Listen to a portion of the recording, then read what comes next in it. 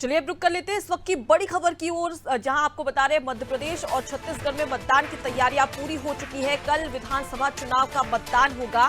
सुबह 7 से शाम 5 बजे तक मतदान होगा। जहां मध्य प्रदेश आज आपको बता दें कि एमपी के लिए मतदान दल सभी रवाना होने वाले हैं। साथ ही चुनाव आयोग ने वाहनों का अधिग्रहण भी किया है। छत्तीसगढ़ की बात कर ली जाए तो दूसरे और अंतिम चरण का मतदान होगा कल। अपनी पूरी ताकत प्रत्याशी लगाएंगे, जहां डोर टू डोर जनसंपर्क भी प्रत्याशी द्वारा लगातार किया जा रहा है। शांतिपूर्ण तरीके से मतदान कराने के लिए लगातार निर्वाचन आयोग की तैयारियां साफ तौर पर देखी जा सकती है। और अब से कुछ ही समय के बाद में जो तमाम मतदाता दल है और जो मतदान कराने के लिए कर्मी लगाए गए हैं, वो अब अपने मतदान केंद्र की ओर, बूथ केंद्र की ओर रवाना भी होने वाले हैं। इसको लेकर चुनाव आयोग चप्पे चप्पे पर नजर रख रहा है, किस प्रकार से शांतिपूर्ण और उसके साथ ही निर्विघ्न तरीके से ये मतदान किया जा सके, मतदाताओं को ज्यादा से ज्यादा जागरूक किया जा सके। इसके लिए निर्वाचन आयोग हर प्रकार की कोशिश और जद्दोजहद में लगा हुआ है। तो मतदान कर्मी अब से कुछ ही समय के बाद में अपने बूथ केंद्र पर रवाना हो जाएंगे। और आपको बता दें कि छत्तीसगढ़ के दूसरे चरण में 70 विधानसभा सीटें, जहां पर कल सुबह 7 बजे से वोटिंग शुरू हो जाएगी, जो कि शाम 6 बजे तक ये वोटिंग चलेगी। मध्य प्रदेश की बात कर ली जाए तो मध्य प्रदेश में 230 विधानसभा सीटें हैं, जहां पर चुनाव होने वाला है। चलिए अब सीधा रुक लेते हैं। जबलपुर से हमारे साथ में संवाददाता मनीष जुड़ गए हैं। मनीष, अगर जबलपुर की बात कर ली जाए तो यहां पर शांतिपूर्ण और निर्विघ्न तरीके से मतदान कराने के लिए चुनाव आयोग ने किस प्रकार से तैयारियां कर ली है? देखिए, कहीं ना कहीं प्रयास तो यही किया जा रहा है कि जो चुनाव है वो बिल्कुल सभी जगह पर सारे मतदान केंद्रों में शांतिपूर्ण हो जाए। कोई भी ऐसी स्थिति निर्मित ना हो जिससे कि परेशानी हो या फिर मतदान जो है वो तो कहीं ना कहीं हम कह सकते हैं कि तैयारियां पूरी हैं निर्वाचन आयोग की तरफ से, और जो प्रशासन है वो भी पूरी तरह से मुस्तैद है। तैयारियां पूरी हों, जिस तरह से आपने कहा कि आज कर्मचारी जो है वो जो चुनाव को पूरा अपना मोर्चा संभालेंगे, ईवीएम मशीनों के साथ आज वो अपने जो भी मतदान केंद्रों पर उनकी ड्यूटी लगी है वो वहां पर आज निकलेंगे, जाएंगे, वहां पहुंच जाएंगे।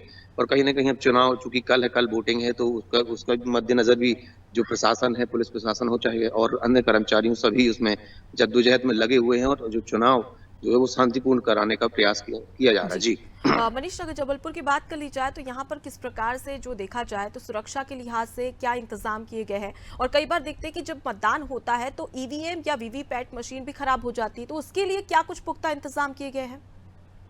देखिए, कहीं ना कहीं ये हर बार मतलब देखने को मिलता है कि जो मतदान के दौरान कई ईवीएम मशीनें जो है वो खराब हो जाती हैं, तो उसके लिए भी प्रशासन ने व्यवस्था की है। कुछ एक्स्ट्रा मशीनें जो है वो अलग से रखी गई हैं, और अगर अचानक ऐसा कुछ होता है तो उनको बदल दिया जाएगा। और इस प्रकार की जो उनकी तैयारियां हैं उसी प्रकार से की गई। जी जी, तो बहुत शुक्रिया मनीष तमाम जानकारी हम तक पहुंचाने के लिए। तो देखिए, जबलपुर से हमारे संवाददाता हमारे साथ में जुड़े हुए थे, उन्होंने जानकारी दी है कि वहां पर भी पुख्ता इंतजाम किए गए हैं और उसके साथ ही साथ निष्पक्ष तरीके से मतदान हो सके, इसके लिए चुनाव आयोग की ओर से पूरी तरीके से तैयारियां की जा रही है। तो चुनावी माहौल शबाब पर है और इसके दौरान डोर टू डोर प्रत्याशी पहुंच रहे हैं। लगातार प्रचार प्रसार किया जा रहा है कि किस प्रकार से घर घर जाकर प्रचार प्रसार किया जा सके, और इस पर भी चुनाव आयोग की ओर से और जो पुलिस प्रशासन की टीम है वो नजर रख रही है, क्योंकि कई सारी शिकायतें देखने को मिली थी। आचार संहिता का उल्लंघन किया गया था।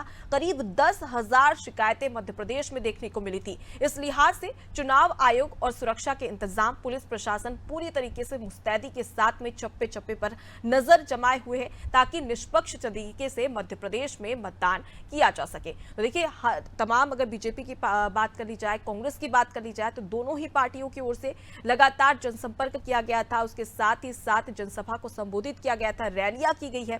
स्वयं अगर प्रधानमंत्री की बात करी जाए तो उन्होंने 15 रैलियों को, जनसभा को संबोधित किया था। सीएम शिवराज सिंह चौहान ने 160 रैलियां और उसके साथ ही साथ जनसभा को संबोधित किया था। तो इससे साफ जाहिर होता है कि पार्टियों ने तो अपनी पूरी ताकत लगा दी थी, लेकिन अब सबकी नजरें चुनाव आयोग पर, निर्वाचन आयोग पर, और जो तमाम मतदान कर्मी है, मतदाता कर्मी है, उन पर जुटी हुई है और उन पर सभी की नजर है कि किस प्रकार से निष्पक्ष तरीके से मतदान किया जा सके। मध्य प्रदेश की बात कर ली जाए तो देखिए, यहाँ पर नक्सली क्षेत्र भी है।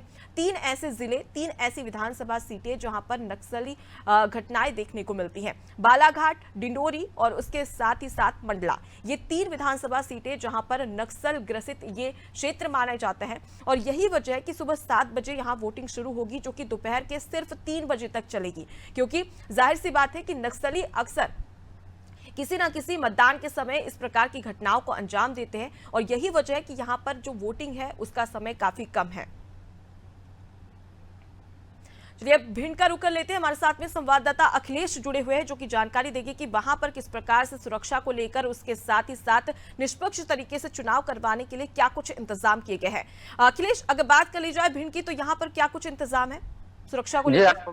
अनुपमा, हम बताना चाहेंगे सुरक्षा को लेकर यहाँ पर कड़ी व्यवस्थाएं की गई हैं। यहाँ पर जो अति संवेदनशील जो केंद्र बनाए गए हैं उन पर कैमरे की निगरानी से वोट डाले जाएंगे। जहाँ भिंड कलेक्टर के द्वारा जो पोलिंग बूथ हैं उनको अति संवेदनशील एवं संवेदनशील पहले से ही बना दिए गए हैं। जहाँ पर ज्यादा उत्पाद होता था वहाँ पर पहले से कड़ी सुरक्षा के इंतजाम कर दिए गए हैं और सीसीटीवी कैमरे की भी निगरानी से यहाँ पर पोलिंग बूथों पर निगरानी रहेगी और जो सेक्टर ऑफिसर है वो लगातार भ्रमण करते रहेंगे। लगातार भिंड कलेक्टर के द्वारा यह भी आदेश जारी कर दिया गया है कि कल कोई भी बाइक तलक भी नहीं निकाल सकता है, क्योंकि यहाँ पर या तो 4 पहिया वाहन हो या बाइक हो, कोई भी बाहर लेकर व्यक्ति नहीं जा सकता। या तो वो निर्वाचन आयोग का अधिकारी हो या कोई भी अधिकारी वह जा सकता है, लेकिन बाकी कोई बाहर नहीं निकल पाएगा। और जो पोलिंग बूथ बनाए गए उन पर कड़ी सुरक्षाएं रखी गई हैं और यहाँ पर सेक्टर ऑफिसर लगातार भ्रमण करते रहेंगे, जिससे कहीं भी कोई भी अगर सूचना मिलती है तो तुरंत वहां पर पहुंचेंगे। भिंड कलेक्टर के द्वारा धारा 144 भी लगाई गई है। कोई भी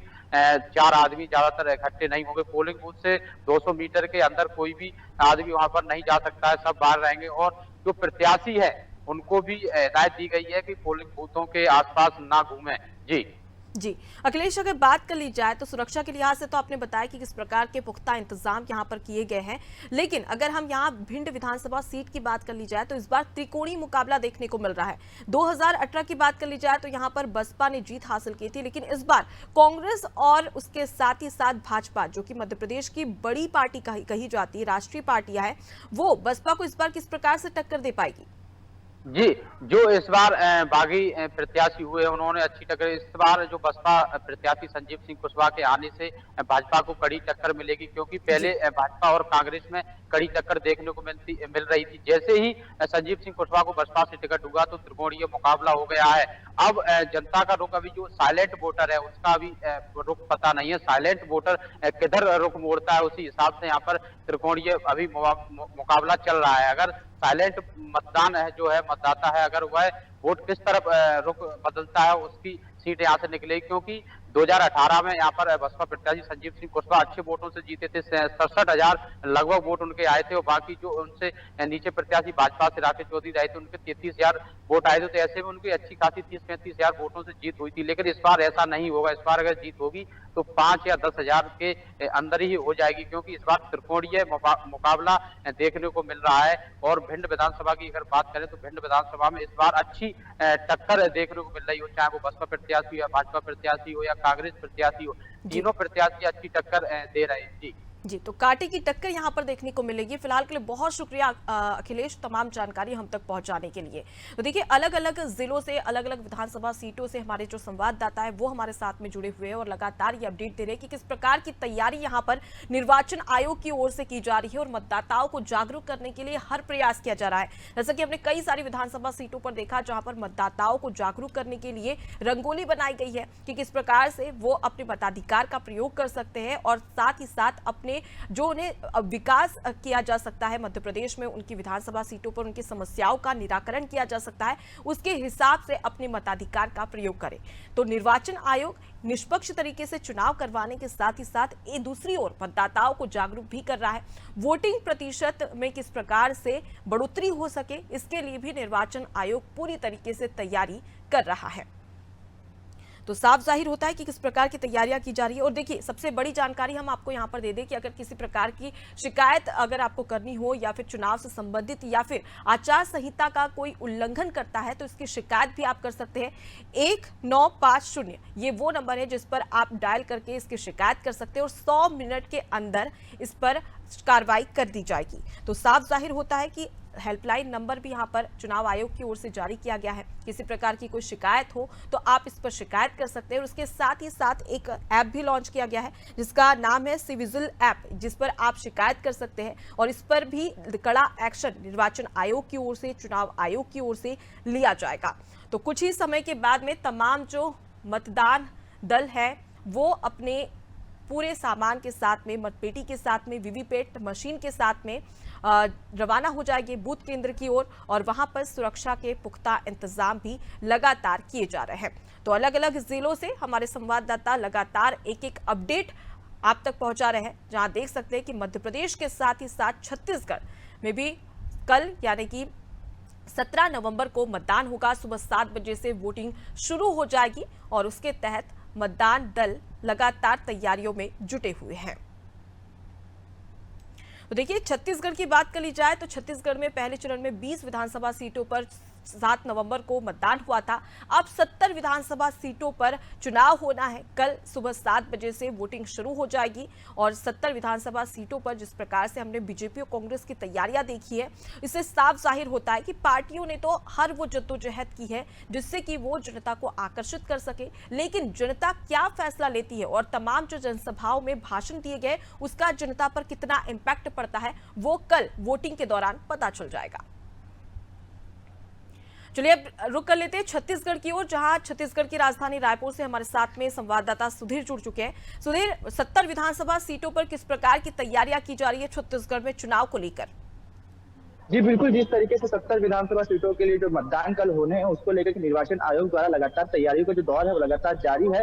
आज मैं इस वक्त मौजूद हूँ बीटीआई ग्राउंड में, जहाँ पास से जो मतदान दल है वो यहाँ से रवानगी होगा। लगभग आप मेरे पीछे देख पाएंगे कि जिस तरीके से जो बसें वगैरह है यहाँ पास मौजूद है मतदान केंद्रों की ओर प्रस्थान करने के लिए। साथ ही साथ लगातार जो सुरक्षा को लेकर की बात की जा रही थी, जो सुरक्षा को लेकर बात की जा रही थी उसको लेकर के सीआरपीएफ जवानों सहित जो बीएसएफ के जवान है वो भी मतदान दलों के साथ जाएंगे और एक दिन का स्टे वहां पास रहेगा जहाँ पास ये मतदान केंद्र में जाएंगे। और साथ ही साथ जो दूसरे जो भी मतदान कल होने हैं उनके लिए पुख्ता जो भी तैयारियां है वो निर्वाचन आयोग द्वारा की जा रही है। जो दिशा निर्देश है वो लगातार दिए जा रहे हैं। साथ ही साथ जिस तरीके से जो भी सुरक्षा को लेकर के सवाल उठाया जाए, क्योंकि पिछले दिन हम जो भी पहले चरण में मतदान जो हुए थे उसमें नक्सलियों द्वारा जो भी वारदातें हमने सामने देखने के लिए आई थी, उसको कहीं ना कहीं मद्देनजर रखते हुए सुरक्षा बढ़ा दी गई। लगभग 25,000 से अधिक की सुरक्षा दलों की तैनाती की गई है। तो दूसरे के मतदान लगभग 70 विधानसभा सीटों के मतदान होने हैं और देखना खास कि इस बार जनता क्या कुछ खास इस बार के मतदान में देखती है और इसे इस बार प्रदेश की सत्ता सौंपती है।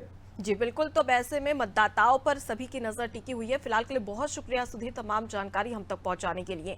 देखिए, रायपुर से हमारे संवाददाता सुधीर हमारे साथ में जुड़े हुए थे, उन्होंने जानकारी दी है कि किस प्रकार से 70 विधानसभा सीटों पर तैयारियां भी की जा रही है और मतदाताओं को जागरूक करने का प्रयास भी किया जा रहा है।